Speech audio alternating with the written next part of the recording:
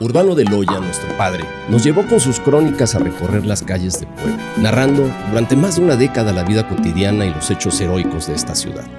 Ahora, 30 años después, nosotros continuaremos su legado y crearemos con ustedes uno nuevo. Yo soy Luzaida de Loya.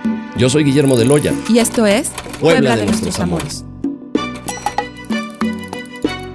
Verdaderamente tenía una firma culinaria, gastronómica y de sabores y de olores, la comida del merendero. Yo me acuerdo perfectamente de esos olores de los grandes buffets que se servían ahí, que se degustaban, pero tenía una firma muy propia esa gastronomía. Pero bueno, pues es que estamos hablando del 3 de mayo de 1939, que es la fecha, digamos, en el año cósmico. Sí, tienes razón, ahí nace mi papá, pero también nace el merendero, donde ya la idea era de alguna manera buscar salir de las casas un poquito a las lejanías, digamos, de la ciudad, para poderse divertir, para poder pasar un buen momento, para poder hacer algo distinto con familias, etcétera. Y estamos hablando de una casa de campo prácticamente, en los linderos de lo que es el Fuerte de Loreto. Y es ahí donde se decide inaugurar, por así decirlo, o fincar o darle estructura al famoso merendero. ¿Cómo fueron estos inicios? A ver, cuéntanos, porque ahí básicamente la señora Serafina era quien le puso toda la firma culinaria de la que estamos hablando, con don Fermín Lasta. Sí, básicamente, o sea, mi abuelo Fermín era una persona que era buena para administrar, excelente para administrar, y mi abuela pues era la que... Era buena para guisar. Para guisar. Pero lo interesante aquí fue que de alguna manera, no sé si fue algo planeado o fue algo que se dio. Ajá. El primer chef que se tuvo fue español, se llamaba Camino, se apellidaba Camino. Y fue precisamente donde estaba la casa de campo del señor de Velasco. De don Francisco de Velasco. Don Francisco de Velasco, en donde se hizo el primer merendero. Que inicialmente ese lugar se llamó Skyway. Skyway. El Skyway. Qué distinto allure tenía.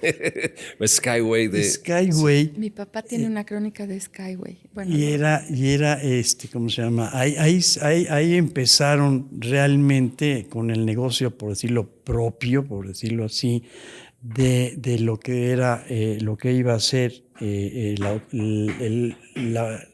arte culinario y lo que realmente se iba a dar a conocer a la ciudad de Puebla. Ahí en ese lugar hay un personaje que pues yo le daría las gracias, un personaje que fue a él y a todos ellos, que fue la familia Ávila Camacho. Ok. Don Rafael era el presidente. Maximino. Don Maximino. Maximino, como líder de la familia, no salía de ahí de comer. Qué bien. Y eso motivó que la gente empezara a conocer lo que se llamaba el Skyway, que después el Skyway no tenía nada que ver y se empezó a nombrar como el merendero. Claro. Okay. Y de ahí, cuando se inició la obra de lo que ahora es el merendero, que está la fotografía del merendero, salieron de ahí y ya se pasaron aquí al merendero, ya con una propiedad 100%. Propia, ahora sí que propia. Y a ese año voy porque coincide... Segunda Guerra. No, y aparte coincide, Guillermo, 39. 1942, que es cuando se inaugura el merendero, ya forma en el nuevo merendero, pues ahora es el año donde nace mi mamá, ¿no? Entonces, mi mamá no nació en Puebla, pero no le gusta que le digamos que ya es muy poblana, porque ella se sigue sintiendo veracruzana, pero estuvo creo que 7 minutos ahí en el ya eres poblana. Entonces, bueno, volvemos en el tiempo, otra vez a ese año de 1942, y aquí es un año muy importante para México, porque a pesar de que la Segunda Guerra Mundial había empezado en 1939, fue hasta 1942 cuando el presidente general, precisamente otro Ávila Camacho, don Manuel Ávila Camacho, pues dice que era un compromiso moral coadyuvar con con el triunfo y en contra de los fascistas, y pues México le declara la guerra, se une a la guerra y envía al Pacífico a cierta tropa y demás, y pues en 1942 un submarino torpedeó el famoso potrero del Llano. El potrero del Llano lo hundió, y bueno, pues no nos queda de otra más que pues declarar la guerra. México estaba en guerra, y bueno, pues qué difíciles tiempos para empezar un negocio, ¿no, Javier? Sí. Fue algo muy interesante el fenómeno que existió en aquel entonces, porque en la guerra, obviamente yo todavía no había nacido, en el momento de la guerra, todo lo que se producía se vendía. Claro. Mi papá me platicaba, y mi abuelo también, de las botellas de vidrio, el alambre con el que venían forradas las botellas, por hablar del negocio de los alimentos, absolutamente el cartón, el periódico, todo se necesitaba y se vendía. Uh-huh. Como ustedes saben, en Puebla la industria textilera fue algo extraordinario, o sea, fue un boom textilero, sí, claro, en la ciudad de Puebla, desde Esteban de Antuñano, de las fábricas, sí, aquellas, de la época de la colonia hasta esa, si nos remontamos a 1942. Entonces, todo lo que se producía de telas, todo se vendía. Uh-huh. Y todo se iba a los Estados Unidos. Uh-huh.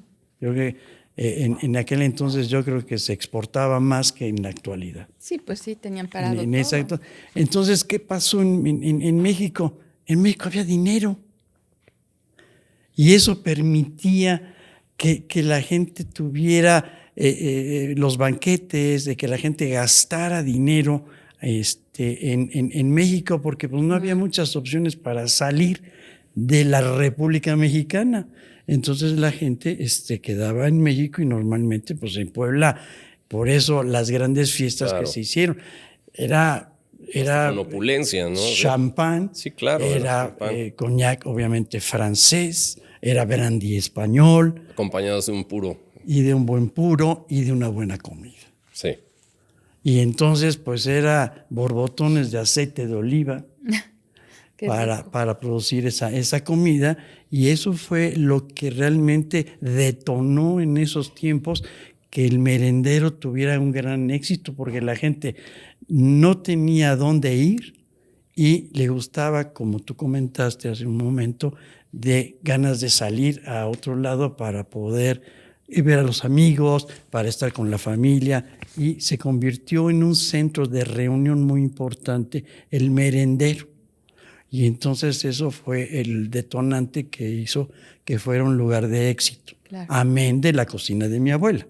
Claro. O sea que fue realmente, no es porque fuera mi abuela, sino por lo extraordinario de esa cocina. Claro. Para esa época de la guerra fue espectacular, de veras espectacular, los banquetes, los menús que se servían, porque los menús era de 3 tiempos. Uh-huh. En la actualidad se dice que son 3 tiempos, pero en la actualidad es la entrada, el plato fuerte y el postre, que le llaman tiempos. En aquel entonces era la entrada, una sopa, ajá, y luego el plato intermedio, y luego el plato fuerte y el postre, pero el postre no se consideraba como un platillo. No era parte del platillo. No era parte, entonces era eso, los buffets que se lograban, en fin, todo ese tipo de cosas que fue realmente un boom para eso.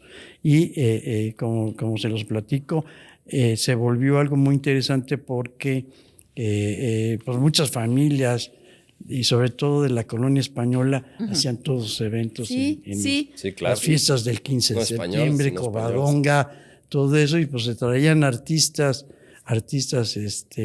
de españoles, de flamenco, por ejemplo, cosas de esas, que pues aunado a eso, pues la gente se sentía en casa, y sobre todo lo que era la colonia española.